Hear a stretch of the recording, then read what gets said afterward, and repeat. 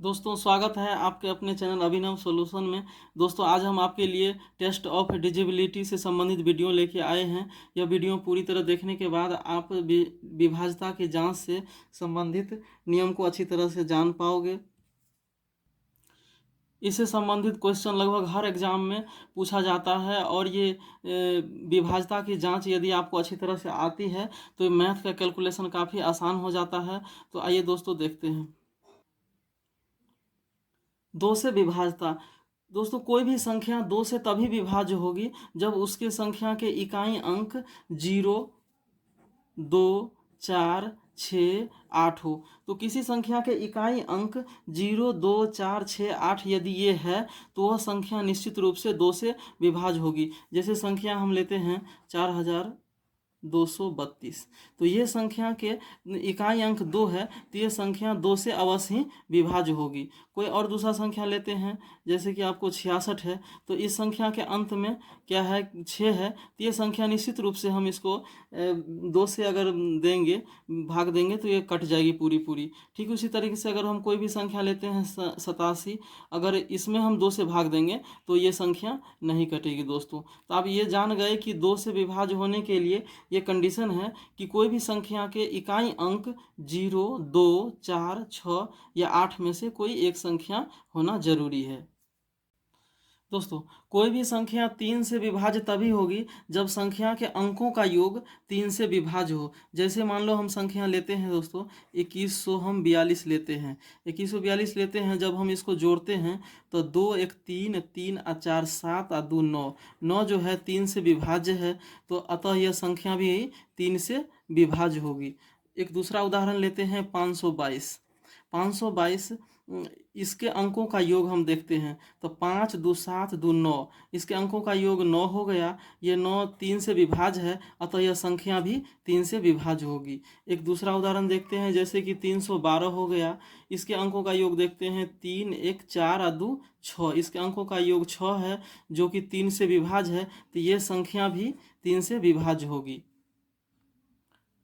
तो दोस्तों 3 से विभाज्यता के लिए जरूरी है कि वह संख्या के अंकों का योग 3 से विभाज्य हो। जैसे कि मान लो एक और संख्या से हम देखते हैं 173 है, इसके अंकों को हम जोड़ते हैं तो 1 और 7 8 और 3 11 हो गया। 11 में यदि हम 3 से भाग देते हैं तो ये विभाज्य नहीं हो गया, तो ये संख्या भी 3 से विभाज्य नहीं होगी। तो इस तरह से 3 से विभाज्यता के लिए संख्या का योग 3 से विभाज्य होना जरूरी है। नेक्स्ट है हमारा 4 से विभाज्यता। कोई भी संख्या 4 से तभी विभाज्य होगी जब उसके इकाई और दहाई अंकों के स्थान पर या तो 2 शून्य होना चाहिए या फिर 4 का गुणज। अगर 4 का गुणज है या 2 शून्य है तो वह संख्या निश्चित ही 4 से विभाज्य होगी। अब उदाहरण से हम देखते हैं जैसे कि मान लो 200 है। 200 है तो ये 2 शून्य है तो ये अवश्य ही 4 से विभाजित होगी। अगर हम 264 लेते हैं तो इकाई और दहाई के स्थान पे ये जो है 4 का गुणज है तो ये संख्या, ये पूरे संख्या निश्चित रूप से 4 से विभाज्य होगी। एक अन्य उदाहरण लेते हैं जैसे कि आपको हो गया 8254। ये जो संख्या है 8254, इसका इकाई और दहाई का जो है अंक वह 4 का गुणज नहीं है। ये दोनों संख्या 4 से नहीं कट रहा है अतः यह पूरा संख्या 4 से नहीं कटेगा। तो 4 से विभाज्यता के लिए जरूरी है या तो इकाई और दहाई अंक में डबल जीरो होना चाहिए या फिर ये दोनों संख्या 4 से गुणज होना चाहिए, तब ये 4 से पूरी तरीके से कट जाएगी। अब हम ये कैसे पता करेंगे कि कोई भी संख्या 5 से विभाज्य है? तो ये वेरी सिंपल है दोस्तों। इसके इकाई अंक में 0 या फिर 5 होना चाहिए। अगर 0 या 5 में से कोई एक भी है संख्या है तो आसानी से जो है सो 5 से विभाज्य हो जाएगा। जैसे कि 285, ये इकाई अंक पे 5 है तो ये संख्या 5 से विभाज्य हो जाएगी। जैसे कि 280, ये संख्या इकाई के अंक में 0 है तो ये निश्चित रूप से ही 5 से विभाज्य हो जाएगी। अगर हम कोई बड़ा वैल्यू ले ले जैसे कि ये ये तो इसके जो है सो इकाई अंक में 0 है, तो ये संख्या निश्चित रूप से आपको 5 से विभाज्य होगी। तो 5 से विभाज्यता के लिए ज़रूरी है कि इकाई अंक पे या तो 0 होना चाहिए या फिर 5 होना चाहिए। कोई भी संख्या यदि 2 और 3 से विभाज्य है, 2 और 3 से विभाज्य है, तो वह निश्चित रूप ही 6 से भी विभाज्य होगी। जैसे जैसे संख्या 27, 58 अगर 92 हम लेते हैं, इस संख्या को हम देखते हैं तो ये संख्या 2 से तो विभाज्य है, लेकिन क्या 3 से विभाज्य है? तो इसको जोड़ने के लिए हम जोड़ेंगे 2 और 7 9, 9 5 14, 14 8 22, 22 और 9 31 और 2 33। 33 जो संख्या होती है वो 3 से विभाज्य है, अतः यह संख्या 2 और 3 दोनों से विभाज्य है। तो एक बार फिर से इसको रिकॉल कर लेते हैं। तो 6 से विभाज्यता के लिए कोई भी संख्या जो है सो 2 और 3 से विभाज्य होना चाहिए। यदि संख्या 2 और 3 से विभाज्य है तो वह 6 से भी विभाज्य हो जाएगा। यदि कोई संख्या एक ही अंक से 6 बार लिखने से बनी हो तो वह संख्या निश्चित रूप से ही 7 से विभाज्य होगी। जैसे कि 6 6 6 6 6 6, ये 6 बार लिखी हुई है, तो ये संख्या निश्चित रूप से ही 7 से विभाज्य होगी। यदि हम इसको 5, इसको अगर हम 6 बार लिखते हैं तो ये संख्या भी क्या होगी? 7 से विभाज्य होगी। कोई भी संख्या को यदि हम 6 बार लिख देते हैं तो वह संख्या निश्चित रूप से ही जो 7 से विभाज्य होगी। जैसे इसको हम 6 बार लिखते हैं 8 को, तो हम इसको 6 बार लिख दिए हैं, ये संख्या निश्चित रूप से ही 7 से विभाज्य होगी। नेक्स्ट है हमारा 8 से विभाज्यता। यदि किसी संख्या के इकाई, दहाई और सैकड़ा या तो इन तीनों स्थानों पे 0 होना चाहिए या फिर 4 का गुणज होना चाहिए, तो वो संख्या निश्चित रूप से ही 8 से विभाज्य होगा। एक बार फिर से समझते हैं कि यदि किसी संख्या के दाईं ओर से 3 शून्य होना चाहिए, यानी इकाई, दहाई और सैकड़ा पे ये 3 शून्य होना चाहिए, या फिर ये तीनों अंक 4 का गुणज होना चाहिए, तब ये संख्या 8 से निश्चित रूप से विभाज्य होगा। एक उदाहरण हम लेते हैं, जैसे कि मान लीजिए हम लिए 68 25, तो ये जो संख्या है ये 8 से विभाज्य है, ये 8 से पूरी तरह क्या है? विभाज्य है।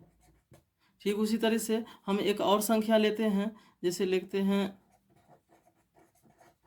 ये संख्या लेते हैं, तो ये इसका इकाई, दहाई और सैकड़ा ये तीनों स्थान जो है वो 8 से विभाज्य है। जैसे हम 8 से देते हैं तो 8 दूना 16, 4 48, 8 छके 48, ये कट जा रहा है, तो ये पूरी संख्या में 8 से भाग लग जाएगा। तो 8 से विभाज्यता के लिए ज़रूरी है इकाई, दहाई और सैकड़ा, यानी दाईं ओर से 3 स्थानों पे 3 शून्य होना चाहिए, या फिर दाईं ओर से 3 स्थान का जो अंक है वह 4 का गुणज होना चाहिए। तो निश्चित रूप से वह संख्या आप कह सकते हैं कि 8 से विभाज्य होगी पूरी तरीके से।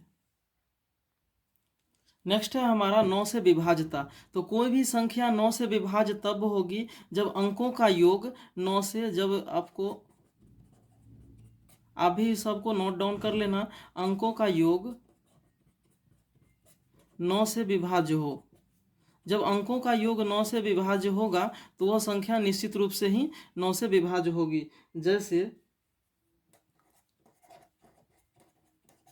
मान लिया हमने ये संख्या ले लिया, तो ये संख्या ले लिया, तब इसका अंकों का योग करते हैं, तो जैसे कि 8 और 5 हो गया 13, 13 और 9 22, 22 और 3 25, 25 और 2 27, 27 जो संख्या आया है ये 9 से पूरा तरीके से कट जा रहा है, तो ये संख्या भी आपको 9 से कट जाएगा पूरी तरीके से।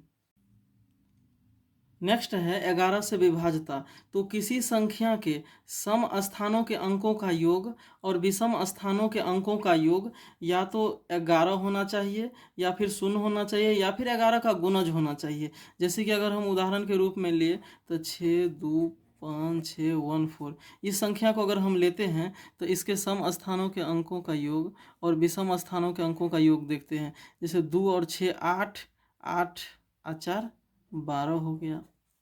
अब ये देखते हैं 6 5 11 1 12 हो गया। तो हम ये शून्य है, तो ये संख्या निश्चित रूप से हम अगर हम 11 से इसमें भाग दें तो ये संख्या कट जाएगी। नेक्स्ट एक संख्या है,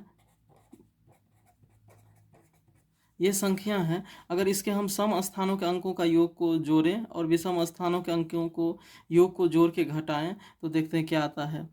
2 आ 1 3 आ 2 5 आ गया, ठीक है। और 7 और 5 12 आ 3 15 आ 1 16। तो 16 में से 5 गया तो ये 11 हो गया। ये 11 का गुणज है, तो ये निश्चित रूप से ये संख्या 11 से भी भाज्य होगी। तो 11 से भाज्य होने के लिए सम स्थानों के अंकों का योग और विषम स्थानों के अंकों का योग या तो शून्य आना चाहिए या फिर 11 का गुणज होना चाहिए। तो ऐसी संख्या निश्चित रूप से 11 से विभाज्य होगी। नेक्स्ट है 13 से विभाज्य। तो किसी अंक को 6 बार लिखने से वह संख्या 13 से विभाज्य हो जाएगी। जैसे कि 4 को हम 6 बार लिखते हैं, 3 2 5 1 6। यदि हम 4 को 6 बार लिखते हैं तो ये संख्या 13 से विभाज्य हो जाएगी। जैसे कि हम 5 लिखते हैं 6 बार, तो ये संख्या निश्चित रूप से 13 से भी विभाज्य हो जाएगी। तो 13 से भाज्य होने के लिए किसी अंक को 6 बार अगर लिखा गया है तो वह संख्या 13 से विभाज्य हो जाएगी।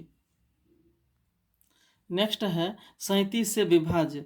कोई संख्या 2 अंकों की पुनरावृत्ति से 3 बार की पुनरावृत्ति से बनी हो तो वो संख्या निश्चित रूप से 37 से विभाज्य हो जाएगी। जैसे कि 62 62 62। ये संख्या 2 अंकों की पुनरावृत्ति से 3 बार पुनरावृत्ति होकर बनी है, तो ये संख्या निश्चित रूप से 37 से ही विभाज्य हो जाएगी। जैसे हम लेंगे 57 57 57, तो ये 2 अंकों की 3 बार की पुनरावृत्ति से बनी है, तो ऐसी संख्या निश्चित रूप से 37 से विभाज्य हो जाएगी। नेक्स्ट है हमारा 101 से विभाज्य। तो 101 से विभाज्य वही संख्या होगी जो 2 अंकों की पुनरावृत्ति से 2 बार बनी हो। जैसे 68 68, यानी कि 2 अंकों की पुनरावृत्ति 2 बार हो रही है, तो वो संख्या निश्चित रूप से 100 विभाज्य हो जाएगी। जैसे कि 71 हो गया 71 हो गया, तो ये संख्या में अगर हम 100 से 101 से भाग देंगे तो ये संख्या पूर्ण तरीके से विभाज्य हो जाएगी। तो दोस्तों कैसा लगा ये वीडियो, आप हमें लाइक कमेंट और सब्सक्राइब जरूर कर लेना।